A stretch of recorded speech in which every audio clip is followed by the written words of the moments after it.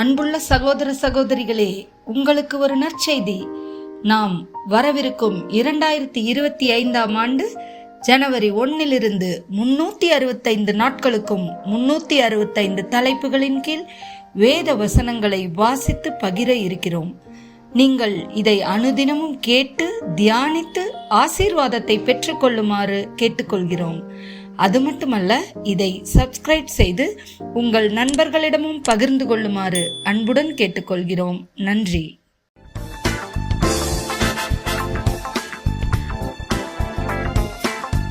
இன்று நாள் 17.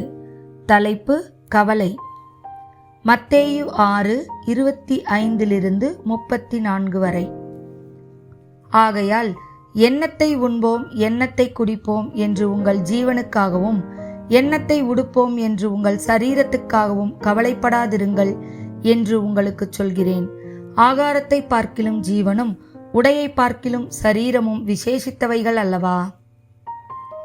ஆகாயத்து பட்சிகளை கவனித்து பாருங்கள்.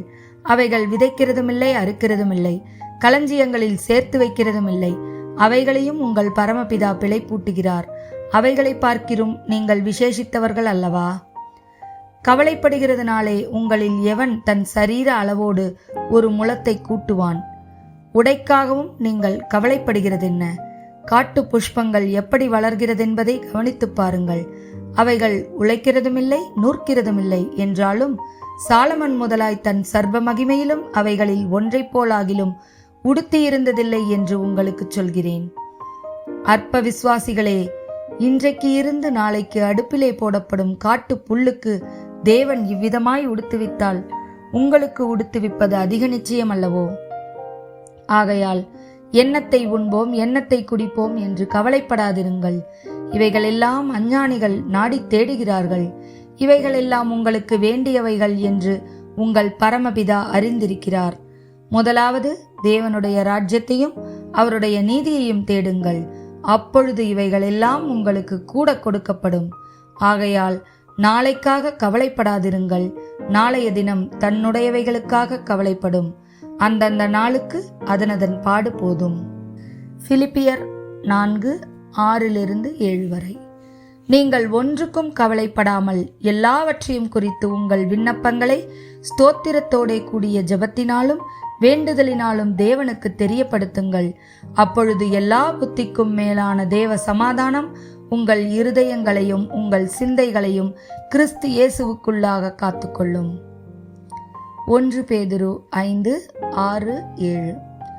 ஆகையால் ஏற்ற காலத்திலே தேவன் உங்களை உயர்த்தும்படிக்கு அவருடைய பலத்த கைக்குள் அடங்கியிருங்கள். அவர் உங்களை விசாரிக்கிறவரானபடியினால் உங்கள் கவலைகளையெல்லாம் அவர் மேல் வைத்து விடுங்கள். நீதிமொழிகள் 12:25. மனுஷனுடைய இருதயத்தில் உள்ள கவலை அதை ஒடுக்கும், நல்வார்த்தையோ அதை மகிழ்ச்சியாக்கும். நீதிமொழிகள் 17:22. மனமகிழ்ச்சி நல்ல ஔஷதம், முறிந்த ஆவியோ எலும்புகளை உலரப் பண்ணும். சங்கீதம் 37:3-7 வரை. கர்த்தரை நம்பி நன்மை செய், தேசத்தில் குடியிருந்து சத்தியத்தை மேய்ந்துகொள். கர்த்தரிடத்தில் மனமகிழ்ச்சியாயிரு, அவர் உன் இருதயத்தின் வேண்டுதல்களை உனக்கு அருளிச் செய்வார். உன் வழியை கர்த்தருக்கு ஒப்புவித்து அவர் மேல் நம்பிக்கையாயிரு, அவரே காரியத்தை வாய்க்க பண்ணுவார். உன் நீதியை வெளிச்சத்தைப் போலவும் உன் நியாயத்தை பட்ட பகலைப் போலவும் விளங்க பண்ணுவார். கர்த்தரை நோக்கி அமர்ந்து அவருக்கு காத்திரு. காரிய சித்தியுள்ளவன் மேலும் தீவினைகளை செய்கிற மனுஷன் மேலும் எரிச்சலாகாதே. சங்கீதம் 43:5. என் ஆத்துமாவே, நீ ஏன் கலங்குகிறாய்? ஏன் எனக்குள் தியங்குகிறாய்? தேவனை நோக்கி காத்திரு. என் முகத்திற்கு ரட்சிப்பும் என் தேவனுமாயிருக்கிறவரை நான் இன்னும் துதிப்பேன்.